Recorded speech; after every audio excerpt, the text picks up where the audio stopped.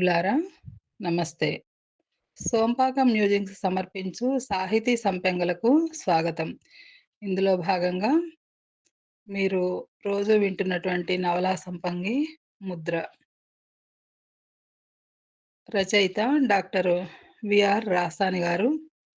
ఇన్ని రోజులు 'ముద్ర' ఆడియోలను వింటూ నాతో పాటు కలిసి ప్రయాణం చేస్తున్నటువంటి మిత్రులకు, అదేవిధంగా ఈరోజు కొత్తగా వింటున్న మిత్రులకు అందరికీ గూడా 14 భాగానికి స్వాగతం. ఈ నవల డిసెంబర్ మాసం 2006వ సంవత్సరం చిత్రలో ప్రచురించబడి అమోఘమైన ప్రజాదరణను పొందినది. అంతేకాకుండా తెలుగుతో పాటుగా మరో 3 భారతీయ భాషలైనటువంటి కన్నడం, తమిళం, హిందీలో గూడా అనువదించబడి, ముద్రణ పొంది గొప్ప సంచలనాన్ని సృష్టించిన నవల. మీకు చదివి వినిపిస్తున్నది శ్రీమతి సోంపాక సీత. ఈ అర్ధరాత్రి మీరెవరంటే వాళ్ళకేం చెప్పాలి? వీడెవడు అంటే ఏ సమాధానం చెప్పాలి? ఎక్కడికని అడుగుతారేమో! అలా అడిగితే ఎక్కడికని చెప్పాలి?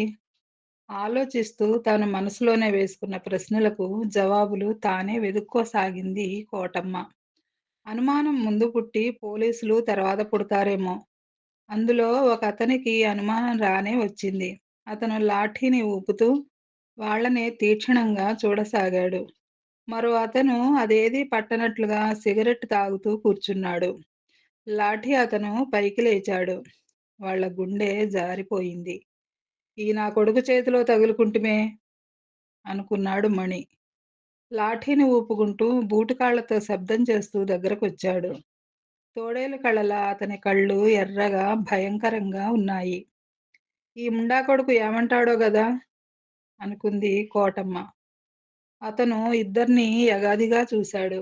వాళ్లకు సన్నగా వణుకు ప్రారంభమైంది. ఎవరు మీరు? ఏ ఊరు మీది? ఎక్కడికెళ్తున్నారు?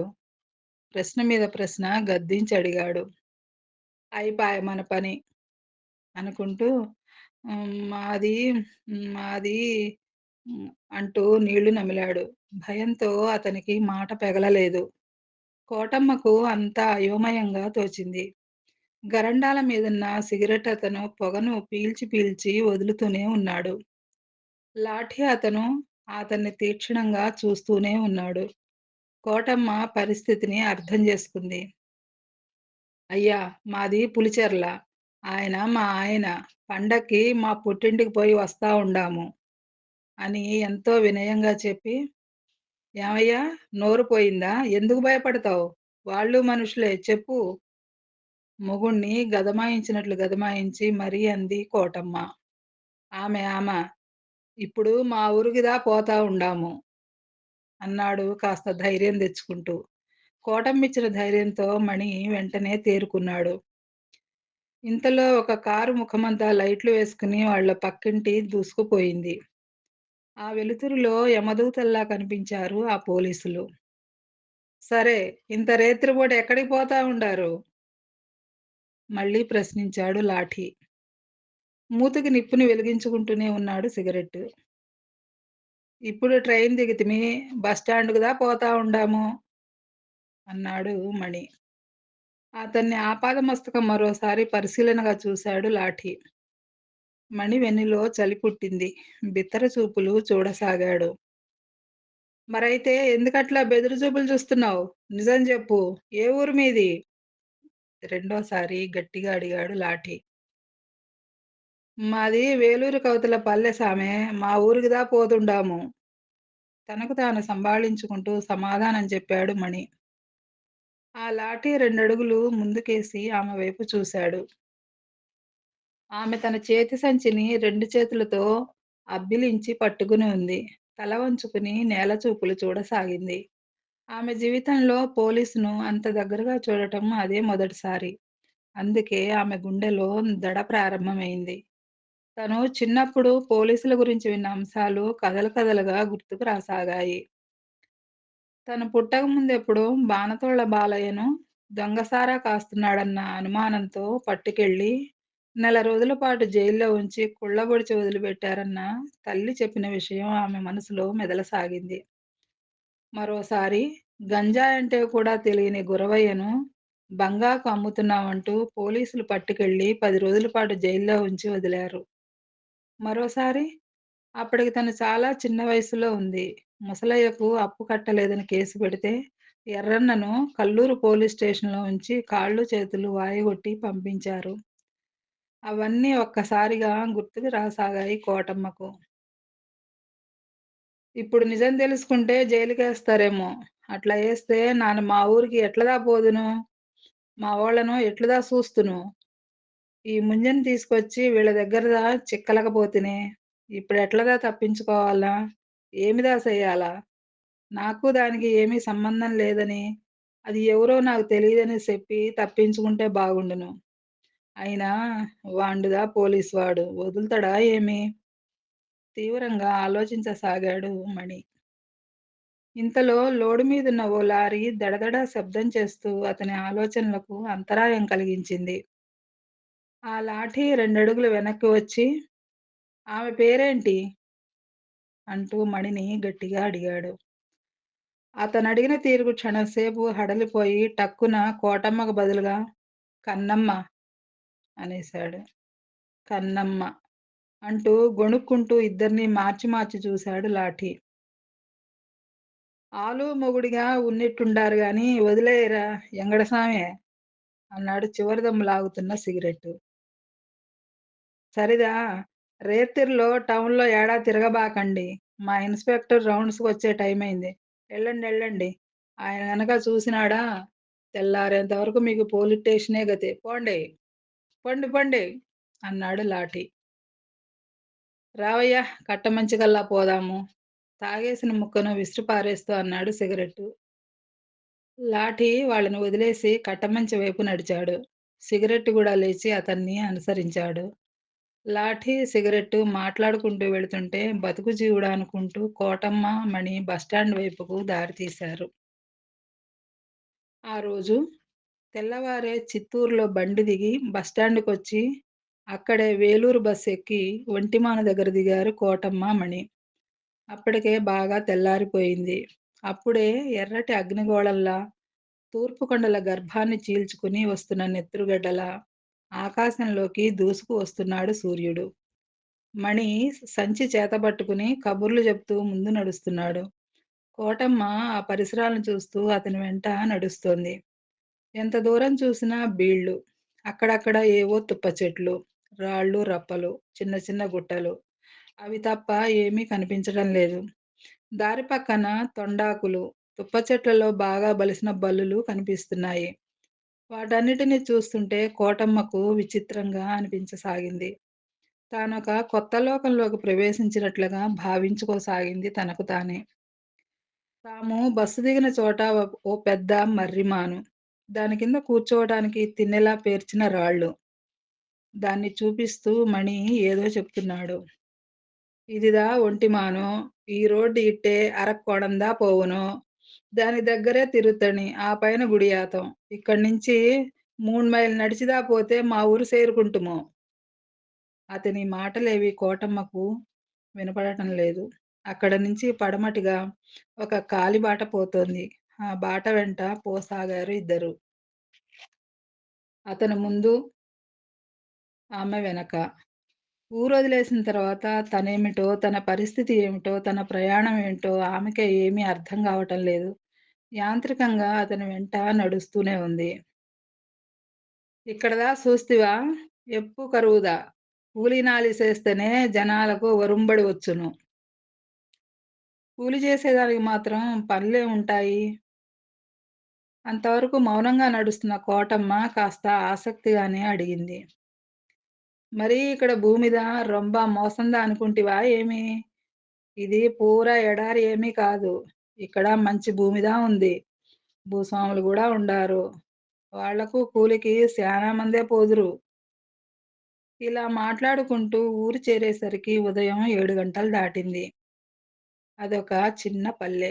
అన్నీ పూరిళ్ళే ఉన్నాయి. వాటిలో సగం తాటాకుల గుడిసెలు. ఉత్తర దక్షిణంగా వ్యాపించి ఉన్న వీధి మొగదల అడుగుపెట్టారిద్దరూ. అక్కడ వీధిలో కొందరు మనుషులు నింపాదిగా తిరుగుతున్నారు. అందులో సగం మంది మగాళ్ళకు చొక్కాలు లేవు. కొందరు రవికెల్లేని ఆడవాళ్ళు కూడా ఉన్నారు. వాళ్ళు చీరనే పైన కూడా చుట్టుకొని ఉన్నారు. చాలా మంది నల్లగా, చప్పిడి ముక్కులతో వికారంగా జుట్లు పెంచుకుని ఉన్నారు. చాలా మంది వీళ్ళని ఆశ్చర్యంగా చూస్తున్నారు.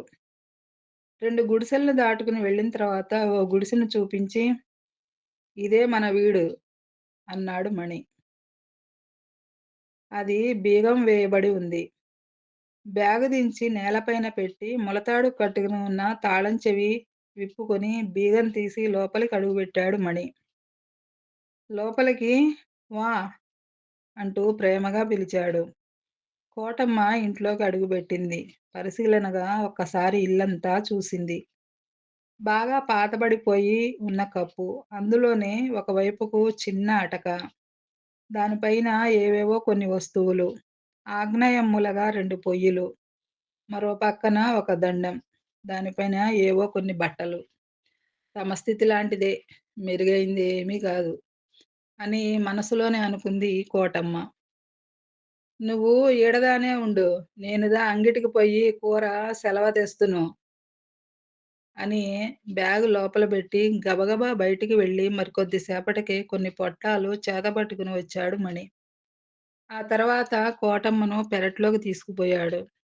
అక్కడ ఇంటికి కొంచెం ఎడంగా మట్టితో చేసిన ఒక నీళ్ల తొట్టి, ఒక జల్జారి బండ, స్నానం చేసినప్పుడు పోయిన నీళ్లకు పెరిగిన ఒక పెద్ద మునగ చెట్టు, 2 పొడవైన బొప్పాయి చెట్లు, వాటి కింద 2 కనకాంబరం చెట్లు, ఒక చెండు మల్లె చెట్టు అప్పటికే పూలను పూసి ఉన్నాయి నిండుగా. వాటి పక్కన వెడల్పాటి ఆకులతో మోకాటెత్తు పెరిగి ఉన్న దుంపరాష్ట్రం చెట్లు. పచ్చి పసుపు వాసనను వెదజల్లుతున్నాయి ఆ చెట్లు. ఆ చెట్ల గుంపుకు ఎదురుగా కొంత దూరంలో మరో పాతబడిన తాటాకుల గుడిసె. దాని గోడకు ఆనుకుని ఆ చెట్ల వైపుకు జల్జారు బండ కనిపించకుండా చాటు కోసం ఏర్పాటు చేసిన ఒక తడికె. "ఈ వీడు కూడా మనదే" అన్నాడు గుడిసెను చూపిస్తూ మణి. అతని దృష్టిలో అదొక అదనపు ఆస్తి. "ఆహా" అంది కోటమ్మ. "ఊరికి ముందర బాయి ఉండాది. కడవ తీసుకపోయి తన్నీరు తెస్తును. సాపాడు సేసుకోవాలి గదా" అంటూ మళ్ళీ ఇంట్లోకి తీసుకువచ్చి ఆమెను అక్కడే ఉండమని కడవ తీసుకుని బయలుదేరాడు. "హేయ్ మణి! యారుడా అందపు దుస్సు మడిసి" అరవం తెలుగు కలిపి నోట్లో వేసి దంచుతూ ప్రశ్నించాడు చొక్కా లేని పక్కింటి పరంజ్యోతి. "యారు? అవళదానా? నా మడిసిదానే" అంటూ గబగబా వెళ్ళిపోయాడు మణి. అప్పటికే ఊర్లో సుబ్బరమణిగాడు ఎవరినో అమ్మాయిని లేపుకొచ్చేశాడన్న వార్త విడగబోసిన సున్నపురాయిలా పొక్కిపోయింది. అయ్యో! అలివేలొస్తే వీడి కథ ఇసార్నైపోవును. వాండు ఓరి పైత్తికారి, ఓరి ముఠాలే, లేకుంటే పనికోసం ఉత్తరదేశం పోయినాడు గదా! మరిట్లదా సేసునా? ఇంతకీ ఆ పొదుసు మడిసిది ఎంద ఊరు? తెల్సలేదే? రకరకాలుగా మాట్లాడుకుంటున్నారు. మణి నీళ్లు మోసుకువచ్చి 2 కడవలు తొట్టిలో పోసి, మూడోసారి నీళ్ల కడవను ఇంట్లో దించాడు.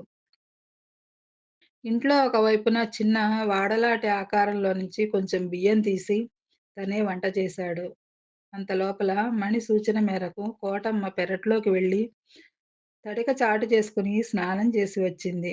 మణి కూడా ఒక ఎర్ర సబ్బు తీసుకుని వెళ్ళి స్నానం చేసి వచ్చాడు. చెనగ్గింజల ఊరిమిండి చేశాడు. అప్పటికి సమయం 10 గంటలయింది. ఇద్దరూ వండిన అన్నం సత్తుగిన్నెల్లో వడ్డించుకుని ఊరిమిండి వేసుకుని తిని, నట్టింట్లో చాపపరుచుకుని ఆనందంగా పడుకున్నారు.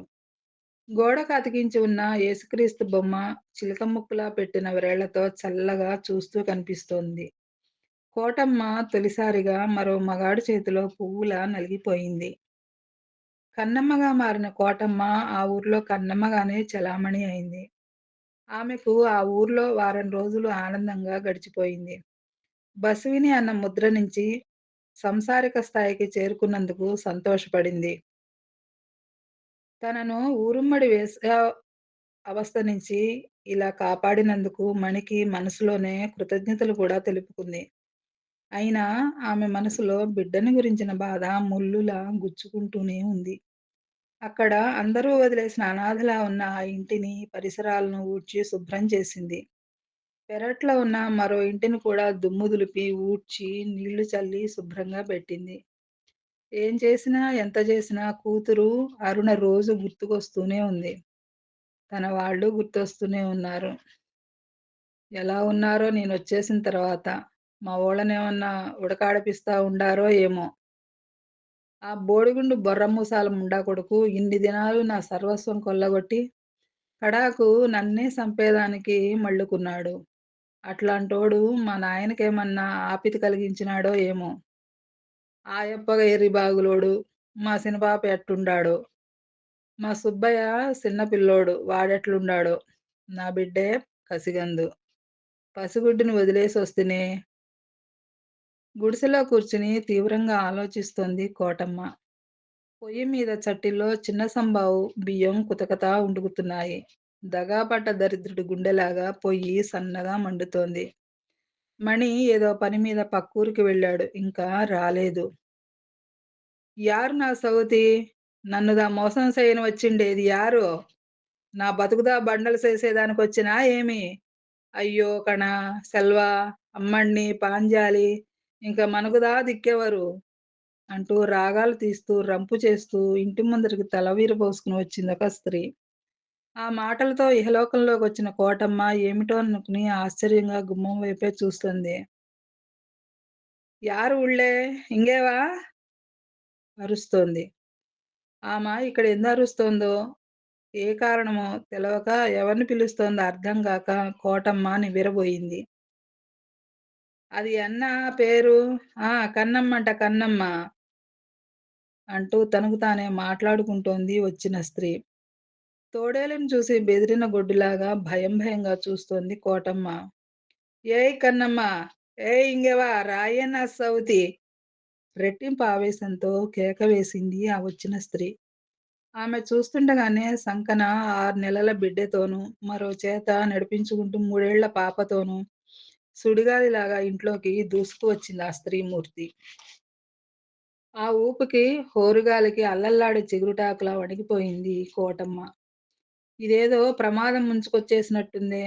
కోటమ్మ అంతరాత్మ హెచ్చరించింది. ఆమె వైపు ఒక్కసారి బెదురుచూపులు చూసింది. ఆ వచ్చిన స్త్రీ చింపిరి తలతో, నల్లటి శరీర ఛాయతో, పెద్ద పెద్ద కళ్ళతో, పొట్టిగా, దిట్టంగా కనిపిస్తోంది. వయసు 25 లోపే ఉండొచ్చు.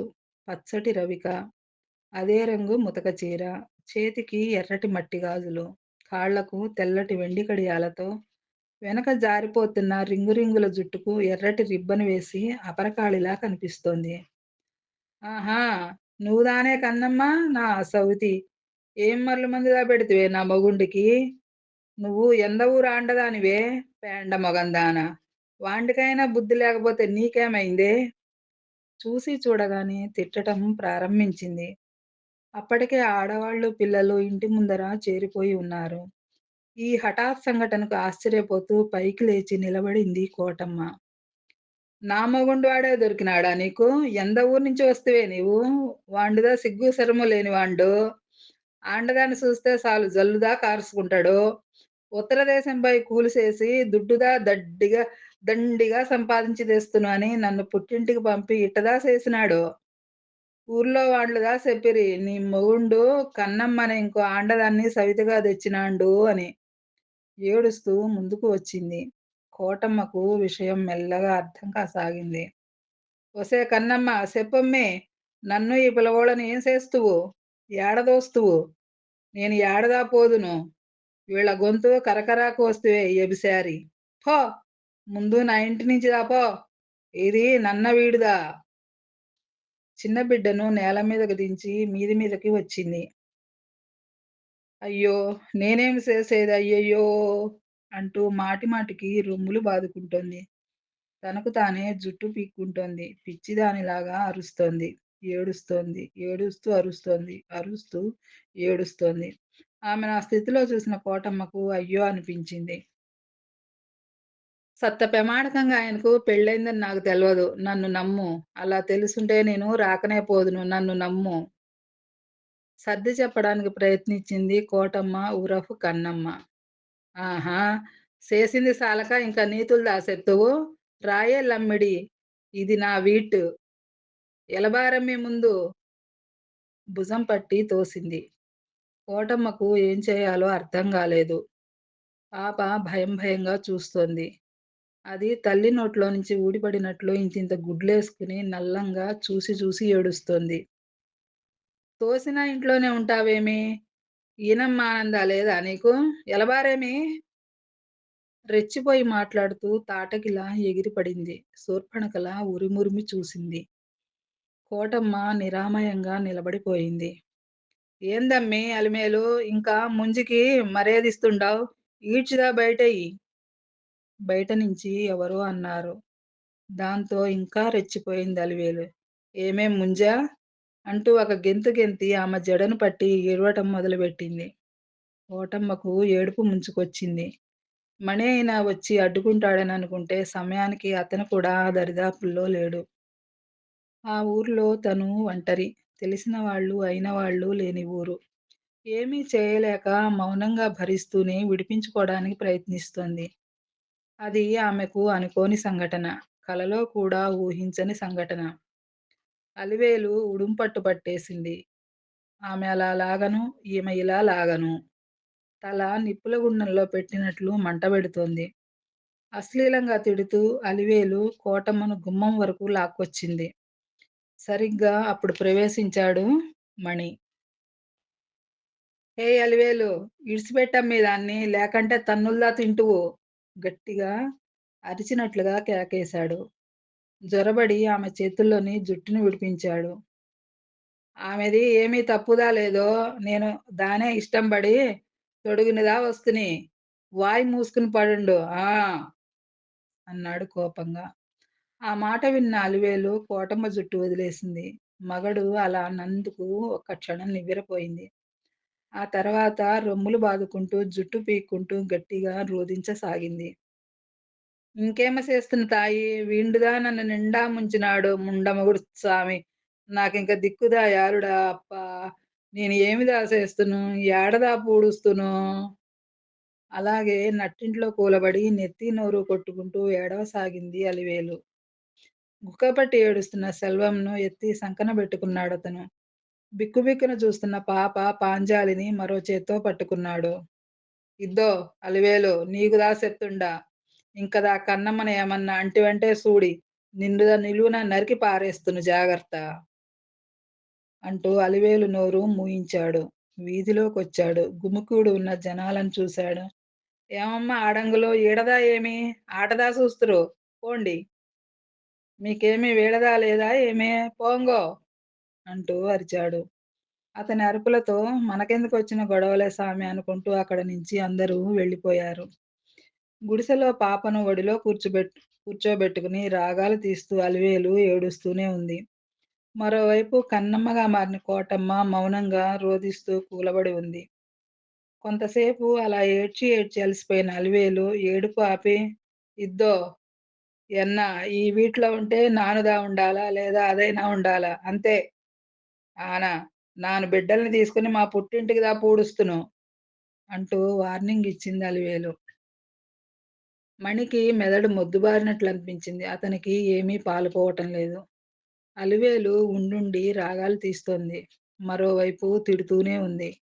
అలా ముగ్గురు ఒకే ఇంట్లో ఎంతసేపున్నారో వాళ్ళకే తెలీదు. పిల్లలు ఏడ్చి ఏడ్చి నేలపైన బడి అలాగే నిద్రపోయారు. ఏడవటం వల్ల కోటమ్మ కళ్ళు గూడా ఎర్రబడి వాచిపోయాయి. ఎన్ని కష్టాలొచ్చినా ఆమె జీవితంలో ఎప్పుడూ ఏడ్చి ఎరగదు. అట్లాంటిది ఈరోజు గుండె పగిలేలా ఏడ్చింది. కడుపు చెరువయ్యేలా ఏడ్చింది. చివరికి బాగా ఆలోచించి ఒక నిర్ణయానికొచ్చాడు మణి. కోటమ్మ బట్టలు, బ్యాగు తీసుకున్నాడు. మిత్రులారా! ఈ భాగం సమాప్తం. మీకు ఈ నవల నచ్చినట్లయితే తప్పకుండా లైక్ చేయండి. కామెంట్ రాయండి. సబ్స్క్రైబ్ అవ్వని వారుంటే తప్పకుండా సబ్స్క్రైబ్ అవ్వండి. మరో భాగంతో రేపు మీ ముందుంటానండి. అయితే సెలవు తీసుకునే ముందు ఒక విషయం. దీంట్లో కొన్ని అరవ పదాలు మనకి వచ్చినాయి. ఆ అరవ పదాలన్నిటికి గూడా అర్థాలిస్తాను. వివరణలో చూడండి. సెలవు. ధన్యవాదాలు.